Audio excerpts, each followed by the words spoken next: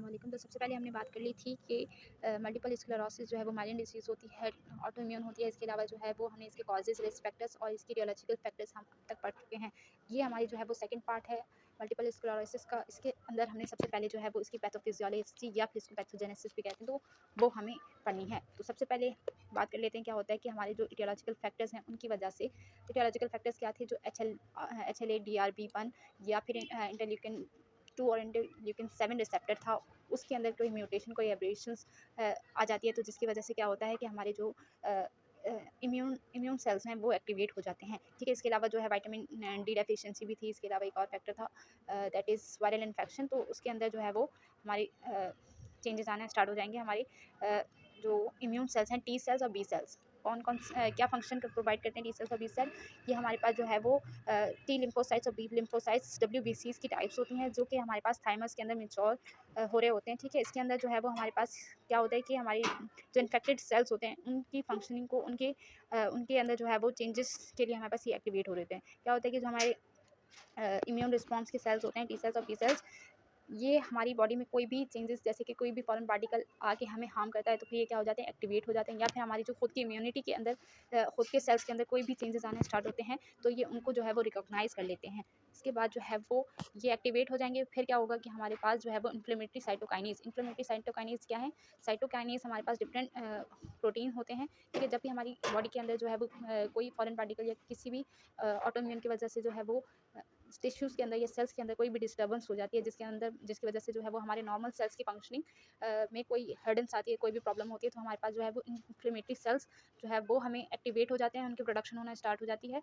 ठीक है, वो क्या करते हैं, यहाँ पे क्या होता है कि इन्फ्लेमेटरी साइटोकाइनेज हमारे पास जो है वो उनकी प्रोडक्शन होना स्टार्ट हो जाती है। जब उनकी प्रोडक्शन होती है तो फिर वो क्या करते हैं, इन्फ्लेमेशन कॉज करते हैं। इन्फ्लेमेशन कॉज करके वो जो है वो इन्फ्लेमेशन का मतलब क्या होता है कि मतलब कोई भी ऐसी साइंस जिसकी वजह से, अच्छा, तो इन्फ्लेमेशन क्या होता है, इन्फ्लेमेशन हमारे पास जो है वो ऑटो इम्यून रिस्पॉन्स होता है। ठीक है, जिससे हमें पता चलता है कि बॉडी के अंदर कोई भी इंजरी या कोई भी ट्रॉमा या किसी भी वजह से जो है वो कोई चेंजेस आते हैं, तो इन्फ्लेमेशन होती है, और इसके नतीजे में हमें जो है वो उसके नतीजे में जो है वो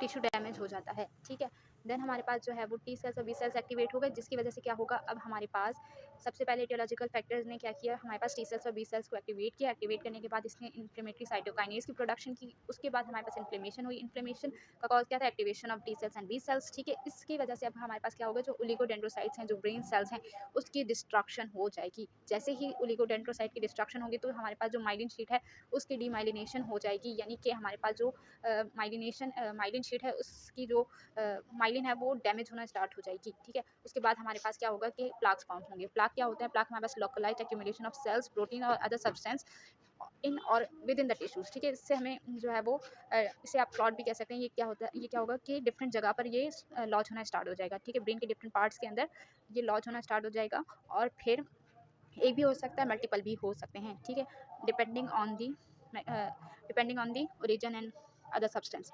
ठीक है, इसके बाद हमारे पास क्या होगा कि जो है वो स्कारिंग और डिस्ट्रक्शन ऑफ शीट, यानी कि जो हमारे पास माइलिन शीट है उसके अंदर स्कारिंग स्टार्ट हो जाएगी, और इसकी डिस्ट्रक्शन, उसकी डैमेजिंग स्टार्ट हो जाएगी, और वो पूरी शीट जो है वो डैमेज होना स्टार्ट होगी। इसके बाद हमारे पास जो है वो सबसाइडल में हमें जो है एडिमा या इन्फ्लेमेशन नजर आएगी, और फिर हमारे पास जो होगा रीमाइलिनेशन का प्रोसेस स्टार्ट होगा। लेकिन क्या होता है कि वो अक्सर इनकम्प्लीट होता है, जिसके नतीजे में मल्टीपल स्क्लेरोसिस आपको नजर आते हैं।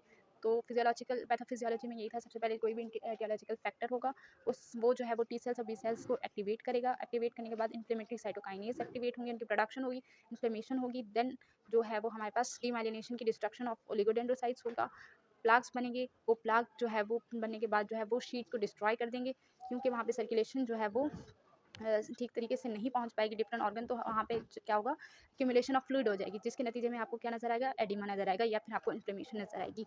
ठीक है, प्लाक्स होंगे तो फिर हमारे पास क्या हो जाएगी, वो जो है वो डिस्टर्ब कर देगी सर्कुलेशन को, तो हमें जो है वो एडिमा नजर आएगा डिफरेंट पार्ट्स पे। देन हमारे पास जो है वो मल्टीपल स्क्लेरोसिस होगा। ठीक है, इसके बाद बात कर लेते हैं मॉर्फोलॉजी होती है उसका स्ट्रक्चर या उसकी अपीयरेंस आपको किस तरह से नज़र आएगी जब आप उसे देखेंगे। तो ठीक है, तो उसमें आपको जो है वो स्क्लेरोसिस नज़र आएंगी, ठीक है, लीजन्स आपको जो है वो नज़र आएंगे। इसके अलावा वेल सर्कमस्क्राइब्ड होगा, डिप्रेस्ड ग्लासी अपीयरेंस आपको नज़र आएगी, ठीक है, और ग्रे टैन होगा, इर्रेगुलर शेप्ड प्लाक्स नज़र आएंगे, ठीक है, प्लाक्स आपको जो है वो इर्रेगुलर नज़र आएंगे। प्लाक मैं आपको बता चुकी हूँ क्या होता है, ठीक है। इसके जो साइज़ होता है वो स्मॉल माइक्रोस्कोपिक फोकाई से लेकर लार्ज कॉन्फ्लिक्ट प्लाक्स तक हो सकता है, यानी कि छोटे से इतने कि आपको आम आँख से नज़र नहीं आएँगे, माइक्रोस्कोपिक होंगे, ठीक है। और या तो फिर ये इतने बड़े भी हो सकते हैं कि ये जो है वो आपको बड़े से प्लाक विजिबल ग्रॉस अपीयरेंस में आपको नज़र आ सकते हैं, ठीक है। साइट इसकी क्या होती है, साइट मतलब कि वो कहाँ पर आपको कहाँ किस जगह पर ये हो सकते हैं, ठीक है। तो डिफरेंट ब्रेन के पार्ट्स हैं, जैसे वेंट्रिकल्स में कॉर्पस क्लोजम क्या होते हैं, जो हमारे दोनों हेमिस्फीयर्स को कनेक्ट कर रहा होता है, कॉर्पस क्लोजम वो होता है, ठीक है। इसके अलावा ऑप्टिक नर्व में, चाजम में, ब्रेन स्टेम में, ascending and descending fibre track, ये डिफरेंट जो है वो ब्रेन के पार्ट्स हैं। सेरिबेलम एंड स्पाइनल कॉर्ड के अंदर आपको जो है वो ये प्लाक्स या फिर मल्टीपल स्क्लेरोसिस आपको लीजन्स नज़र आएंगे, ठीक है। इसके अलावा ये जो है वो वाइट मैटर लीजन है, ठीक है, ज़्यादातर ये सबसे ज़्यादा वाइट मैटर के अंदर होता है, लेकिन ये जो है वो ग्रे मैटर के अंदर भी एक्सटेंड कर सकता है, क्योंकि अगर ये प्लाक्स बड़े हो जाएंगे या फिर इनका जो साइज़ है अगर वो इंक्रीज होगा तो वो जो है वो ग्रे मैटर के अंदर भी जा सकते हैं। देन है हमारे पास माइक्रोस्कोपी के अंदर जब आप देखते हैं तो आपको दो तरह के प्लाक नज़र आते हैं। पहले आपको एक्टिव प्लाक नज़र आते हैं, देन आपको इनएक्टिव प्लाक भी नज़र आ सकते हैं, ठीक है। तो एक्टिव प्लाक में क्या होगा कि हमें फॉर्मी माइक्रोफेजेस नज़र आते हैं। फॉर्मी माइक्रोफेजेस बहुत ज़्यादा अबंडेंट फॉर्म में आपको नज़र आएंगे। इसका मतलब क्या होता है कि जो मैक्रोफेजेस हैं वो हमारे जो टिश्यूज़ हैं उसको हीटअप कर रहे हैं, फॉर एग्जांपल इस तरह से समझ लें कि वो उसको हीटअप करते हैं, तो वो जो है वो फॉर्मी स्ट्रक्चर उसका जो है वो नज़र आ रहा होता है माइक्रोस्कोप के अंदर। इसके अलावा जो हमारे लिम्फोसाइट्स हैं, वाइट ब्लड सेल्स, वो भी आपको नज़र आएंगे इसके अंदर। इसके अलावा जो माइलिन शीट है वो कम्प्लीटली उसकी एब्सेंट हो चुकी होगी, क्योंकि वो कम्प्लीट डिस्ट्रॉय हो चुकी है, डिस्ट्रक्ट हो चुकी है, तो इसकी वजह से जो है वो माइलिन शीट कम्प्लीटली एब्सेंट नज़र आती है, वो आपको माइक्रोस्कोप के अंदर नज़र नहीं आएगी। इसके अलावा जो इसका एक्सॉन होगा, ठीक है, वो बिल्कुल प्रिजर्व्ड होगा, जिस तरह से वो पहले था स्टिल वो उसी तरह से होगा, ठीक है। इसके अलावा जो है वो लीजन्स आपको जो है वो इन्फ्लेमेटरी सेल्स डिसअपियर होंगे, ठीक है, लीजन नज़र आएंगे लेकिन इन्फ्लेमेटरी सेल्स जो होंगे वो डिसअपियर हो चुके होंगे, ठीक है। ये डिफरेंट आपको दिखाए हुए हैं मैक्रोफेजेस, ठीक है। ये भी आपको ग्रॉस पिक्चर दिखाई हुई एक्टिव डीमाइलिनेटेड प्लाक्स की। अच्छा, जब हम इसको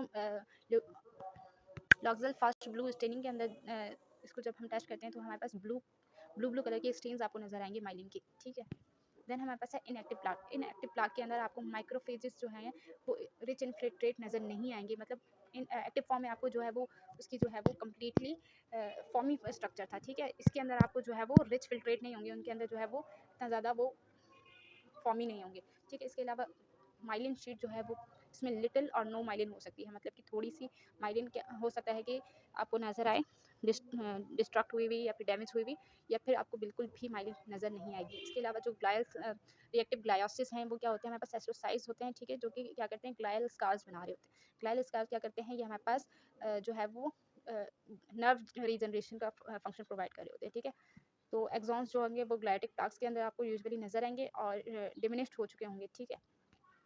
देन हमारे पास है क्लिनिकल फीचर्स। क्लिनिकल फीचर्स आपको बहुत अच्छे से याद करने हैं, क्योंकि क्लिनिकल फीचर्स में आपको पहले प्रीवियसली वीडियो में बता अदर मेडिकल फीचर्स में आपको जो है वो क्या नजर आता है, diplopia. Diplopia is a double vision due to the involvement of medical longitudinal fasciculus. Then हमारे पास है ट्राई जर्मिनल न्यूरोक्लिया।